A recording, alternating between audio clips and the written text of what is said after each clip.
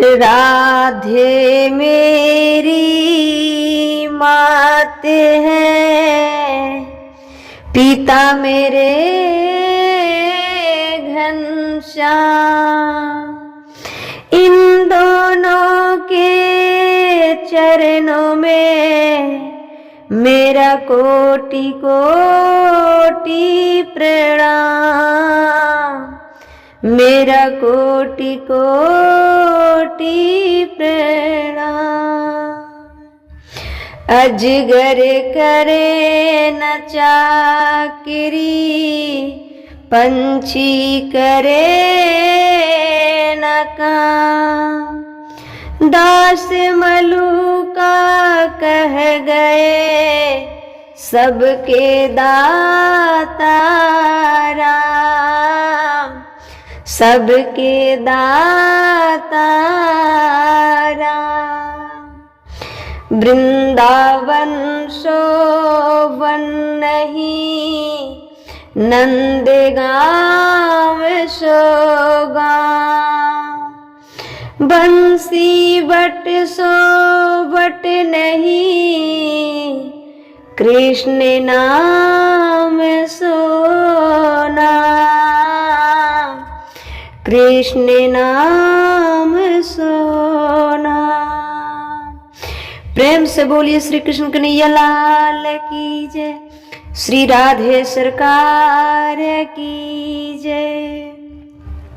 नारायणं नमस्कृत्यं नरं चैव नरोत्तमं, देवीं सरस्वती व्यासं ततो जयमुदीरयते।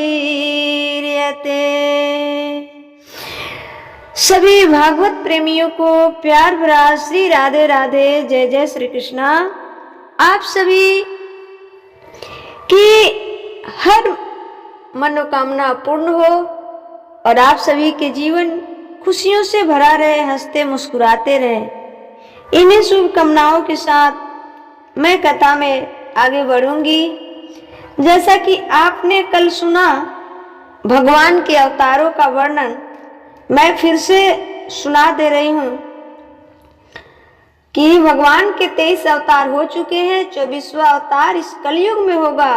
कौन कौन से अवतार हुए भगवान के? पहला अवतार भगवान का सनकादियों का, सनक सनंदन सनातन सनत कुमार का हुआ। दूसरा अवतार भगवान 12 भगवान बनकर आए और तीसरा नारद जी के रूप में आए, तीसरा नारद जी के रूप में आए। चौथा नारायण बनकर के आए। पांचवा अवतार सिद्धों के स्वामी कपिल के रूप में प्रकट हुए और छठा अवतार में अनसुईया के वर मांगने पर दत्तात्रेय जी के रूप में आए, जिसके दत्तात्रेय जी के बारे में हमने कल बढ़िया से बोले हैं, बढ़िया से व्याख्या किए हैं। 8वां रूप में किसके रूप में आए? छठे रूप में दत्तात्रेय जी आए और भगवान 7वीं बार में यज्ञ के बनकर आए, यज्ञ रूप धारण करके आए। और 8वीं बार ऋषभ देव जी बनकर के आए। 9वीं बार पृथु बनकर आए। 10वीं बार भगवान मत्स्य के रूप धर करके आए। 11वें बार में भगवान कच्छप के रूप में आए। इसके बाद 12वीं बार धन्वंतरी के रूप में आए और 13वीं बार भगवान मोहिनी रूप धर करके आए, जिस रूप का वर्णन हमने कल अच्छा से बताया है। यदि आप नहीं सुने हैं तो अगले वीडियो को सुन लीजिए, फिर इसको सुनिए। तो 13वीं रूप में भगवान मोहिनी के रूप धारण करके आए, दैत्यों को मोहित करते हुए देवताओं को अमृत पिलाया। 14वें बार नरसिंह रूप बनकर आए, नरसिंह रूप धारण करके आए। अत्यंत बलवान दैत्य हिरण्यकश्यपु की छाती अपने नाखों से अन्यास फाड़ डाली। जो हिरण्यकश्यपु थे प्रहलाद जी के पिताश्री। प्रहलाद जी बचपन से भगवान के भक्त थे और हिरण्यकश्यपु भगवान के शत्रु थे। भगवान के नाम सुनते ही वो जल जाते थे और प्रहलाद जी अपना सर्वत्र समर्पण भगवान के चरणों में कर चुके थे। इसलिए हिरण्यकश्यपु ने वरदान मांगा था कि ना मैं दिन में मरूंगा ना रात में, ना मैं अस्त्र से मरूंगा ना शस्त्र से, ना मैं धरती पे मरूंगा और ना पताल में। इसलिए भगवान नरसिंह बनकर कर आए और भगवान हिरण्यकश्यपु को अपने जंघा पर जंघा बढ़ाई और जंघा पर सुला ली। जंघा पर सुता करके भगवान ने कहा कि ना तुम धरती पे हो, ना तुम पताल में हो, ना तुम आकाश में हो, ना नर मार रहे हैं ना नारायण, ना अस्त्र से मार रहे हैं ना शस्त्र से। वही भगवान अपने नख से अन्यास, छाती अपने नखों से अन्यास फाड़ डाली और हिरण्यकश्यपु का सुलधाम हो गया। 15वीं बार भगवान वामन रूप धारण करके आए। भगवान दैत्य बलि के यज्ञ में गए। जब वामन रूप धर करके आए तो लोग बड़े कहते हैं कि भगवान छल लेते हैं, लेकिन भगवान जितना लेते हैं उसे कई गुना ज्यादा देते हैं। बलि का सर्वत्र धन नाप लिया भगवान ने 2 पग में ही, तीसरा पग बलि के मस्तक पे रखे। लेकिन उसके बदले बलि ने वरदान क्या मांगा? बलि ने वरदान क्या मांगा? भगवान का नित्य दर्शन। वामन भगवान बलि को पतालपुरी के राजा बना दिए और जब भगवान राजा बना दिए तो बलि ने कहा जी ये वरदान हमने मांगा नहीं था प्रभु, अभी हमारा वरदान अधूरा है। भगवान ने कहा मांगो। तो बलि ने कहा कि मैं नित्य निरंतर आपका दर्शन करना चाहता हूं।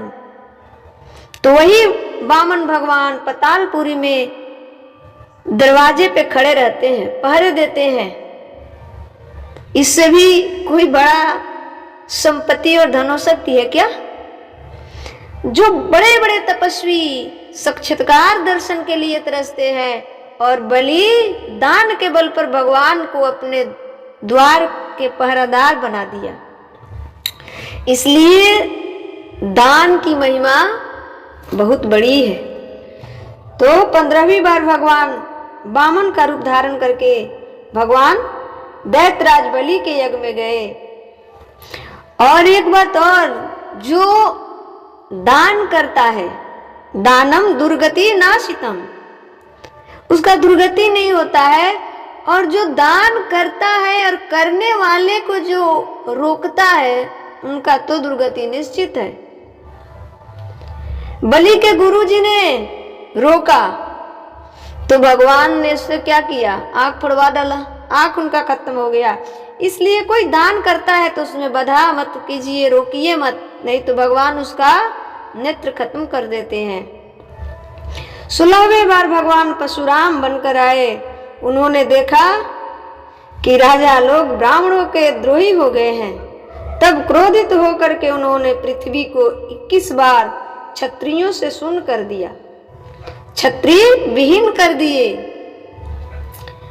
परशुराम जी अपने माता का भी वध किए हैं, लेकिन क्यों किए हैं? वो पितृभक्त थे। परशुराम जी क्या थे? पितृभक्त थे, मतलब अपने पिता के भक्त थे। परशुराम जी जैसे ही तलवार उठाकर कहीं जाना चाहते थे, तब तक उनके पिताजी ने आज्ञा दिया कि आपकी माँ जल भरने के लिए गई है, जाकर देखो क्या कर रही है और उन्हें मार कर आना। परशुराम जी के पिताजी बोले कि उन्हें मार कर आना। परशुराम जी जब देखे गए तो उनकी माँ, जो नदी थी उसमें लोग कीड़ा कर रहे थे, उसे देख रही थी, पुरुषों की तरफ देख रही थी। इतने में ही परशुराम जी ने उनका धड़ और शरीर अलग कर दिए। मार तो दिए पर उनका शरीर, उनका धड़ दोनों लेकर आए और पिताश्री से के सामने रख दिए। पिताश्री की आज्ञा पूरी हुई। पिताश्री ने कहा कि धन्य हो पुत्र तुम, मांगो हमसे क्या वरदान मांगते हो। तो परशुराम जी ने मारा लेकिन जिलाया भी। तो परशुराम जी ने कहा कि पिताश्री हमें कुछ वरदान नहीं चाहिए, हमें हमारी माँ को जिंदा कर दीजिए। तो परशुराम जी के पिताश्री ने गायत्री मंत्र उच्चारण करके जल छिड़का और फिर जिंदा कर दिए। गायत्री मंत्र इतने प्रबल है, इसलिए गायत्री मंत्र को पढ़ने के लिए बहुत शुद्धि की आवश्यकता होती है। वेद मंत्र है, वो वेद मंत्र है, इसलिए खासकर स्त्रियों को उसे नहीं पढ़ना चाहिए। गायत्री मंत्र ही तो पूर्ण रामायण है। तो 16वें बार भगवान परशुराम बनकर आए, 17वें बार भगवान व्यास जी के रूप में प्रकट हुए, 18वीं बार देवताओं का कार्य संपन्न करने की इच्छा से उन्होंने राम के रूप में आए, और 18वीं बार जब राम रूप में आए तो सारी भक्तों को आह्लादित किए, दुष्टों का दमन किए, रावण जैसे दुष्ट को मारा उन्होंने, और मर्यादा पुरुषोत्तम श्री रामचंद्र मर्यादा स्थापित किए। पहले के जमाने में जो बड़े बड़े राजा थे वो 2, 4, 6 विवाह किया करते थे, लेकिन जब राम आए ना तो राम इस नियम को तोड़ दिए, इसे हटाकर मर्यादित स्थापित किए और एक विवाह का नियम बनाए। तो इसलिए भगवान श्री राम मर्यादा पुरुषोत्तम है। बोलिए श्री रामचंद्र भगवान की जय। 19वीं अवतार बलराम जी बनकर आए, जो बल के अधिक होने के कारण बलराम बोलते हैं। राम जी आए, फिर बलराम जी आए। 19वें और 20वें अवतारों में उन्होंने यदुवंश में बलराम और श्री कृष्ण के नाम से प्रकट होकर पृथ्वी का भार उतारा है। कंस जैसे अत्याचारी, दत्तवंत, बहुत सारे दुष्टों का दमन किया और उन लोगों का स्वधाम हुआ। 21वीं बार बुद्ध बनकर आए, कलयुग का बुद्ध बनकर आए। कलयुग आ जाने पर मगध देश बिहार में, इस बार जो भगवान का अवतार होगा बिहार में होगा। मगध देश में बिहार में देवताओं के द्वेषी दैत्यों को मोहित करने के लिए जनक के पुत्र रूप में बुद्ध बनकर आए। 22वीं बार विष्णु यश नामक के घर कल के रूप में 23 में अवतरित होंगे। 23वीं बार कलयुग में के अंत में 23वीं और 24वीं बार हंस और हयग्रीव बनकर आए, और 24वीं बार कलयुग के अंत में आएंगे भगवान, जो कल की रूप होगा। कल की रूप भगवान का बड़ा ही निराला होगा। तो व्यास जी ने 17 पुराण लिख डाले। व्यास जी कितने पुराण लिख डाले? 17 पुराण लिख डाले, पर कोई शांति का अनुभव नहीं हो रही है। मन उदास, मन खिन्न है। तब नारद जी ने कहा, आप भागवत जी की रचना कीजिए। नारद जी के कहने से व्यास जी ने श्रीमद् भागवत की रचना की। नारद जी ने कहा कि मैं देखो क्या था। नारद जी ने कहा कि मैं क्या था, क्या हो गया। नारद जी दासी पुत्र थे, तो क्या था, क्या हो गया। संतों की सेवा का बड़ा महत्व है। नारद जी इतने बड़े कैसे हुए? संतों की सेवा करके। तो नारद जी ने कहा, मैं पहले दासी पुत्र था, पर संतों को खूब सेवा की। अच्छा, एक बात बताएं, सेवा का फल मिलता है जरूर, इसलिए सेवा करते रहना चाहिए। सेवा से हमें भागना नहीं चाहिए। सेवा जरूरी है, सेवा धर्म है। तो नारद जी ने कहा कि मैं संतों की सेवा की, मंत्र दिया, अष्टाक्षर मैंने मंत्र का जाप करने लगा, संतों के संग चला, तो माँ ने रोक लिया। किसी की माँ नहीं चाहती है कि हमारे संतान संत बने। ये इतिहास उठाकर देख लीजिएगा, ये कोई ऐसा माँ नहीं है जो अपने बेटे, अपने संतान को चाहती है कि ये संत बन जाए, नहीं बनने देती है। ये माताएं की ममता है। तो माँ ने रोक लिया। एक दिन मेरी माँ गाय दूहने गई, सांप ने डस लिया, माँ चली गई। माँ के मरने के बाद मैंने जंगल में जाकर वही मंत्र का जाप किया जो संतों ने दिया। देखिए, जो हमारे गुरु के द्वारा मिला हुआ मंत्र है, जो संतों के द्वारा दिया हुआ मंत्र है, उस मंत्र पर विश्वास करके, उस मंत्र में आस्था रख करके भगवान के चिंतन कीजिए, उस मंत्र को जाप कीजिए, आपका कल्याण हो जाएगा। तो संतों ने जो दिया और उस मंत्र के जाप का परिणाम ये हुआ कि मैं भगवान की आकाशवाणी हुई, एक झलक नजर आई। वो बोले, बेटा इस जन्म में नहीं, अगले जन्म में मेरा दर्शन होगा। फिर मैंने अपना शरीर छोड़ दिया और वही शरीर छोड़ने पर वो ब्रह्मपुत्र बनकर नारद बने और वो भगवान का पावन दर्शन कर रहे हैं, है ना। तो ये भगवान के ही अवतार हैं नारद जी, पर श्राप के कारण उन्हें धरती पर आना पड़ा। नारद जी को ब्रह्मा जी ने श्राप दिया, नारद जी को ब्रह्मा जी ने श्राप दिया, बात नहीं मानता, जा तू भगवान की कृपा से फिर भागवत पद को प्राप्त आप करते हैं। और भगवान के ऐसी परम आनंदमयी कथाएं भागवत जी में है। भगवान के ऐसी आनंदमयी कथाएं कहाँ है? श्रीमद् भागवत जी में है। नारद जी को ब्रह्मा जी ने श्राप क्यों दिया, इसका मैं कारण बताती हूँ। ब्रह्मा जी ने नारद जी से कहा कि पुत्र, अब तुम जाओ, गृहस्थ जीवन जियो और संतान की उत्पत्ति करो, विवाह करो। नारद जी ने कहा कि पिताश्री सब कुछ कर सकते हैं, पर हम विवाह नहीं कर सकते हैं, इसलिए ब्रह्मा जी ने श्राप दे दिया। इसलिए क्या किया, ब्रह्मा जी ने श्राप दे दिया। कोई ऐसा माता पिता नहीं है जो अपने प्रसन्नता से कह सके कि जाओ बेटा, जाओ बेटी, संत बन जाओ, ऐसा कोई नहीं है। ये ममता है, ममता बस, और कुछ नहीं है, मोह है। यदि आपके संतान एक भी संत बनता है ना, आपके खानदान में कोई एक संत बनता है तो आपकी 21 पीढ़ी तरता है। ये भागवत जी में लिखा है, ये मनगढ़ंत कहानी नहीं है, ये भागवत जी में लिखा है। 7 पहले 7 आगे और 7 वर्तमान का 21 पीढ़ी तरता है। भागवत जी के एक श्लोक मात्र पढ़ने से आपके पूर्वज जिस रूप में है, जहां है, उन्हें भोजन की प्राप्ति होती है। ऐसी महिमा है भागवत जी की।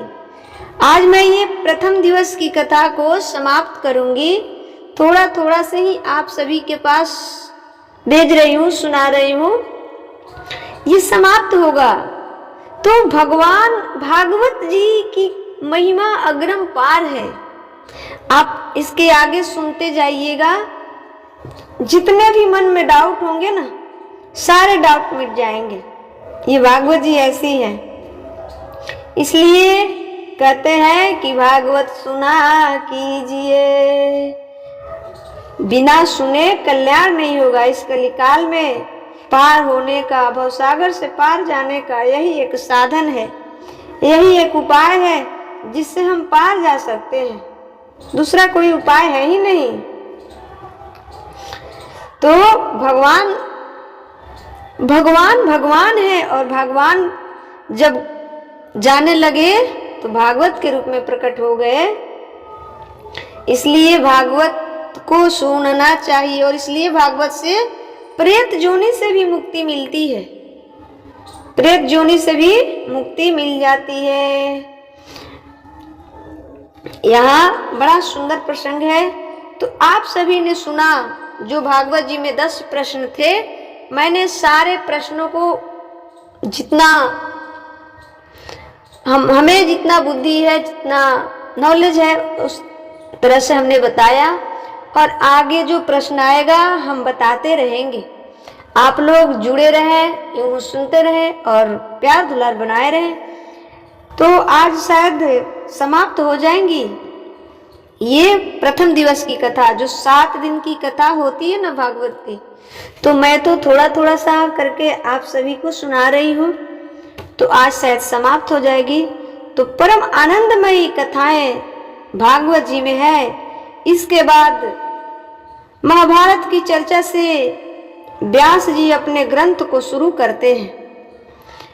क्या चीज के चर्चा से? महाभारत की चर्चा से। व्यास जी कौन है? वो भी भगवान ही है, लेकिन 17 पुराण लिख डाले, लेकिन शांति नहीं मिली, शांति नहीं मिली। और जब 18वां पुराण श्रीमद् भागवत लिखे तो शांति, वो अनुभव किए कि हम अपने जीवन के लक्ष्य को पूरा कर लिए। इसलिए भागवत ही एक ऐसा शास्त्र है जो हमारी सारी मनोरथ पूर्ण कर सकती है। तो व्यास जी अपने ग्रंथ को शुरू करते हैं और कुंती माँ भगवान से प्रार्थना कर रही है और पितामह भीष्म की स्तुति है। इसके बाद भगवान भीष्म पितामह के सदगति हुई। माँ कुंती का परम धाम, भगवान का परम धाम की चर्चा है। ये सब चर्चाएं विस्तारित से कल से सुनाऊंगी, क्योंकि आज ये प्रथम दिवस का था, समाप्त होने वाला है। इसके बाद परीक्षित को 7 दिन में मरने का श्राप लगा। उन्होंने सब छोड़ छाड़ कर अपने पुत्र को राजा बनाकर सुखताल में जाकर सुखदेव जी से हाथ जोड़कर कहते हैं, गुरुदेव, जिसे जल्दी मरना हो, जिसे 7 दिन में मरना हो, बताइए उसे क्या करना चाहिए। राजा परीक्षित के प्रश्न पर सुखदेव भगवान गदगद हो गए। इस प्रश्न का पावन उत्तर हमने कथा में आप सभी को बता चुकी है। आप सभी ध्यान पूर्वक सुनिएगा तो ये प्रश्न आपको मिल जाएगा, इस प्रश्न का आंसर। आइए अब बड़े भाव से एक भजन गाते हैं और भजन गा के प्रथम दिवस के कथा को समाप्त करते हैं। क्योंकि कथा तो साप्ताहिक नहीं हो रही है कि मैं आरती मंगलाचरण ये सब करूं, तो थोड़ा सा एक भजन तो गाना पड़ेगा। बोलिए प्रेम से श्री कृष्ण कन्हैया लाल की जय, श्री राधे सरकार की जय। गोविंद मेरो है, गोपाल मेरो है, गोविंद मेरो है, गोपाल मेरो है। श्री बांके बिहारी नंदलाल मेरो है, श्री आधे दुलारे सरकार मेरो है। गोविंद मेरो है, गोपाल मेरो है, गोविंद मेरो है, गोपाल मेरो है। राधे की जय, राधे कृष्णा की जय, राधे की जय, राधे कृष्णा की जय। मेरे बांके बिहारी की जय जय जय, मेरे नंदे दुलारे की जय जय जय। राधे कृष्णा कृष्णा कृष्णा कृष्णा कृष्णा राधे राधे, राधे कृष्णा राधे कृष्णा कृष्णा कृष्णा राधे राधे, राधे कृष्णा राधे कृष्णा कृष्णा कृष्णा राधे राधे, राधे कृष्णा राधे कृष्णा कृष्णा राधे राधे, राधे कृष्णा राधे कृष्णा कृष्णा कृष्णा राधे राधे, राधे कृष्णा राधे कृष्णा कृष्णा कृष्णा राधे राधे। बोलिए भक्त वत्सल भगवान की जय। श्रीमद् भागवत महापुराण की जय। श्रोता वक्ता की जय, सनातन धर्म की जय। अब द्वितीय दिवस की कथा आप सभी कल से सुनेंगे। जैसे हमने प्रथम दिवस की कथा थोड़ा थोड़ा सा करके सुनाई, उसी प्रकार मैं द्वितीय दिवस के कथा को भी ऐसा ही नित्य प्रति सुनाती रहूंगी। आप सभी ध्यानपूर्वक सुनते रहिए और अपने जीवन को कृतार्थ कीजिए, क्योंकि भागवत ही एक ऐसा शास्त्र है जिससे हम सबका उद्धार हो सकता है। तो इसलिए